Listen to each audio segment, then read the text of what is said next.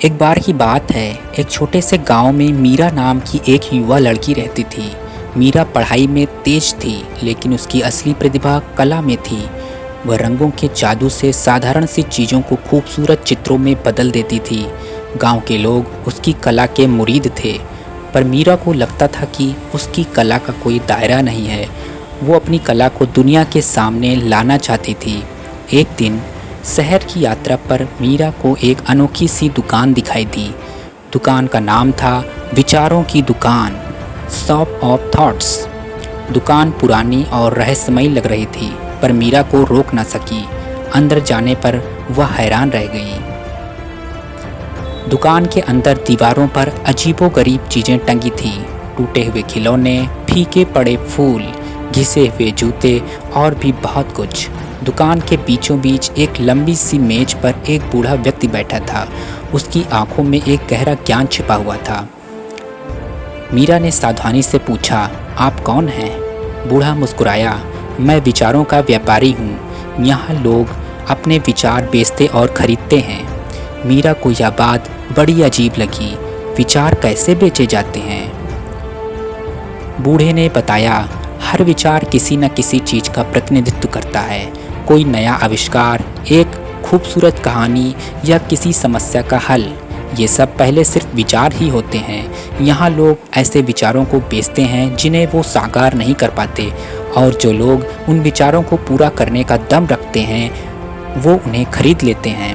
मीरा को लगा कि यह तो उसके लिए एकदम सही जगह है। उसने तुरंत दुकानदार को बताया कि वह एक कलाकार है और अपनी कला को दुनिया के सामने लाना चाहती है। बूढ़े ने ध्यान से उसकी बात सुनी और फिर बोला, तुम्हारी कला के लिए विचार तो बहुत सारे हैं, पर सबसे पहले तुम्हें ये बताना होगा कि तुम्हारी कला दूसरों को क्या देगी। मीरा विचारों में डूब गई। उसने कभी नहीं सोचा था कि उसकी कला दूसरों को क्या दे सकती है। वह तो बस रंगों में खो जाना पसंद करती थी। बूढ़े ने उसे समझाया, कलाकार सिर्फ रंग नहीं बिखेरता, वो भावनाओं को रंग देता है। तुम्हारी कला लोगों को क्या महसूस कराएगी? खुशी, उदासी, शांति या कुछ और? मीरा को रात भर यही सवाल परेशान करता रहा। सुबह होने पर वह वापस दुकान पर गई। उसने बूढ़े व्यक्ति को बताया, मेरी कला लोगों को जीवन की खूबसूरती दिखाएगी, छोटी छोटी चीज़ों में छिपे सौंदर्य को उजागर करेगी। बूढ़ा मुस्कुराया, बहुत अच्छा। उसने मीरा को एक फीका पड़ा फूल दिया। इस फूल में वो रंग भर दो जो तुम दुनिया को दिखानी चाहती हो। मीरा ने फूल दिया और उसे अपने साथ ले गई। मीरा फूल लेकर अपने साथ चली गई। घर पहुंचकर उसने फूल को कैनवास पर उकेरा और फिर रंगों से भरना शुरू कर दिया। हर रंग के साथ वह किसी न किसी भावना को जोड़ती गई। खुशी के लिए पीला, उम्मीद के लिए हरा, शांति के लिए नीला। जब वह पेंटिंग पूरी हुई तो फूल न सिर्फ खूबसूरत दिख रहा था, बल्कि उसमें एक जीवनदायिनी ऊर्जा भी झलक रही थी। मीरा तुरंत वापस विचारों की दुकान पर पहुंची।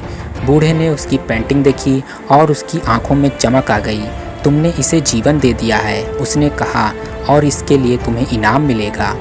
उसने दुकान के अंदर से बूढ़ा एक डिब्बा लेकर निकला। डिब्बे में रंगीन कांच के टुकड़े भरे हुए थे। यह कांच के टुकड़े हैं, बूढ़े ने बताया, लेकिन ये सिर्फ कांच नहीं है।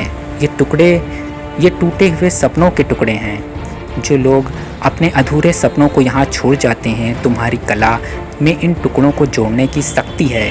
तुम इन टुकड़ों से खूबसूरत कांच की तस्वीरें बनाओ। तुम्हें जितनी तस्वीरें अच्छी लगेंगी, उतने ही विचार आप बेच सकती हो। मीरा को यह विचार पसंद आया। उसने कांच के टुकड़ों को देखा। हर टुकड़ा एक अलग रंग का था। हर टुकड़ा एक अधूरी कहानी का हिस्सा था। उसने टुकड़ों को छूना शुरू किया, हर टुकड़े की बनावट को महसूस किया। धीरे धीरे उसे हर टुकड़े से जुड़ी कहानी सुनाई देने लगी। एक टुकड़ा गुलाबी था, बचपन के प्यार का प्रतीक। एक टुकड़ा हरा था, जंगल की सैर का अधूरा सपना। एक टुकड़ा नीला था, समुद्र की लहरों में खो जाने की लालसा। मीरा ने इन कहानियों को अपने मन में समेट लिया और फिर काम पर लग गई।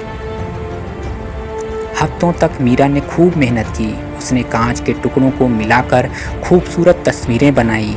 एक तस्वीर में एक बूढ़े आदमी को पतंग उड़ाते हुए दिखाया गया था। दूसरी तस्वीर में एक छोटी बच्ची पेड़ पर चढ़ने की कोशिश कर रही थी। तीसरी तस्वीर में सूरज समुद्र से निकल रहा था। हर तस्वीर अधूरे सपने की झलक दिखाती थी, लेकिन साथ ही उसमें एक उम्मीद की किरण भी मौजूद थी। एक दिन दुकान पर एक अमीर व्यापारी आया। उसने मीरा की तस्वीरें देखी और उनसे बहुत प्रभावित हुआ। ये तस्वीरें तो कमाल की हैं, उसने कहा। मुझे ये सब चाहिए। मीरा खुशी से झूम उठी। बूढ़े व्यक्ति ने बताया कि व्यापारी उसकी सभी तस्वीरें खरीदना चाहता है। बूढ़ा मुस्कुराया, बहुत अच्छा, लेकिन याद रखो, तुमने सिर्फ तस्वीरें नहीं बेची हैं, तुमने लोगों के सपनों को दोबारा जगाया है। व्यापारी ने मीरा को अच्छी खासी रकम दी। मीरा ने उस पैसे से अपनी खुद की आर्ट गैलरी खोली। उसने अपनी कला को दुनिया के सामने रखा। उसकी तस्वीरें लोगों को पसंद आ गईं। लोग उसकी तस्वीरों में खुद को ढूंढते थे, अपने अधूरे सपने को देखते थे और उन सपनों को पूरा करने का प्रेरणा लेते थे।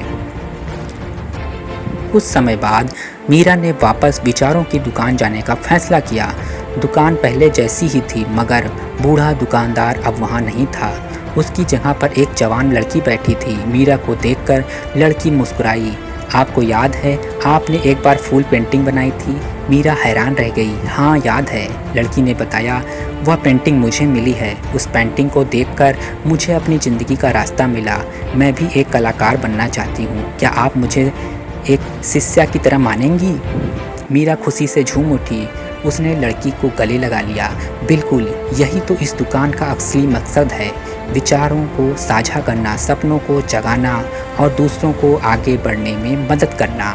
इस कहानी से हमें कई सीख मिलती है। पहली सीख यह कि कला सिर्फ खूबसूरती पैदा करने के बारे में नहीं है, बल्कि दूसरों की भावनाओं को जगाने के बारे में है। दूसरी सीख यह है कि हर किसी के पास कोई ना कोई अधूरा सपना होता है। कभी कभी हमें ज़रूरत होती है कि उन सपनों को पहचानें और उन्हें पूरा करने की हिम्मत दिलाए। विचारों की दुकान इसी मकसद से चलती है, अधूरे सपनों को विचारों में बदलना और उन विचारों को लोगों तक पहुंचाना जो उन्हें पूरा कर सकते हैं। मीरा अब एक कमाल की कलाकार थी। उसकी आर्ट गैलरी में न सिर्फ उसकी खुद की तस्वीरें लगती थीं, बल्कि कई युवा कलाकारों की कलाकृतियाँ भी प्रदर्शित होती थीं। मीरा उन कलाकारों को ढूंढती थी। उसमें प्रतिभा तो थी, लेकिन उन्हें मंच नहीं मिला था। वह विचारों की दुकान से भी प्रेरणा लेती थी। दुकान से मिले विचारों को वह एक कला के रूप में पेश करती थी, जिससे लोगों को अपने सपनों को पूरा करने की प्रेरणा मिलती थी। एक दिन मीरा को एक नया विचार मिला। वह विचार था एक ऐसी कला प्रदर्शनी आयोजित करने का जिसमें सिर्फ कांच के टुकड़ों से बनी तस्वीरें ही प्रदर्शित हों। मीरा को लगा कि यह प्रदर्शनी लोगों को उनके टूटे हुए सपनों को फिर से जोड़ने की प्रेरणा देगी। उसने इस विचार को विचारों की दुकान में बेचा। दुकान की नई मालकिन, जिसे मीरा ने अपनी शिष्या बना लिया था, इस विचार से बहुत खुश हुई। उसने मीरा को प्रदर्शनी के लिए और भी कांच के टुकड़े दिए। इन टुकड़ों में से कुछ मीरा के खुद के अधूरे सपनों के प्रतीक थे। एक टुकड़ा एक किताब का था जिसे वह कभी लिख नहीं पाई। एक टुकड़ा एक विदेश यात्रा का था जो वह कभी नहीं कर सकी।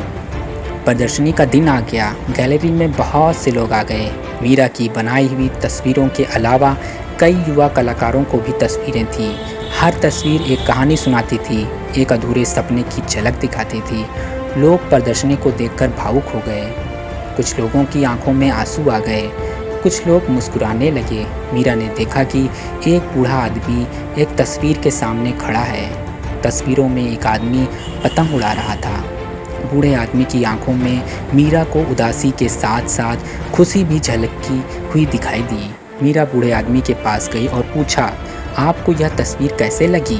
बूढ़े आदमी ने आह भरी और कहा, यह तस्वीर मेरा बचपन याद दिलाती है। मैं भी कभी पतंग उड़ाता था, लेकिन अब उसकी आवाज़ भर्रा गई। मीरा ने धीरे से कहा, शायद कभी नहीं शब्द का प्रयोग इस्तेमाल न करें। आप अभी भी पतंग उड़ा सकते हैं, ज़िंदगी में कभी देर नहीं होती। बूढ़े आदमी ने मीरा के बातों पर गौर किया। उसकी आंखों में एक नई चमक आ गई। उसने मीरा को धन्यवाद दिया और वहाँ से चला गया। प्रदर्शनी खत्म होने के बाद मीरा को एहसास हुआ कि उसकी कला ने न सिर्फ लोगों का मनोरंजन किया है बल्कि उनकी ज़िंदगी में बदलाव भी लाया है। उसे खुशी हुई कि यह विचारों की दुकान के मकसद को पूरा करने में सक्षम रही। उसने लोगों के विचारों को कला में बदला, उनके सपनों को जगाया और उन्हें अपनी ज़िंदगी को पूरा जीने की प्रेरणा दी। कहानी का अंत हमें यही सीख देता है कि हर किसी के पास कोई ना कोई प्रतिभा होती है। ज़रूरत है उसे पहचानने की और उसे दुनिया के सामने लाने की। कभी कभी एक छोटा सा विचार, एक खूबसूरत कलाकृति या एक सच्ची मुस्कान किसी की ज़िंदगी बदलने के लिए बहुत आवश्यक होती है। प्रदर्शनी की सफलता के बाद मीरा की ख्याति और बढ़ गई। अब वह सिर्फ एक कलाकार नहीं थी बल्कि एक प्रेरणा बन चुकी थी। कई युवा कलाकार उससे सीखने के लिए आते थे।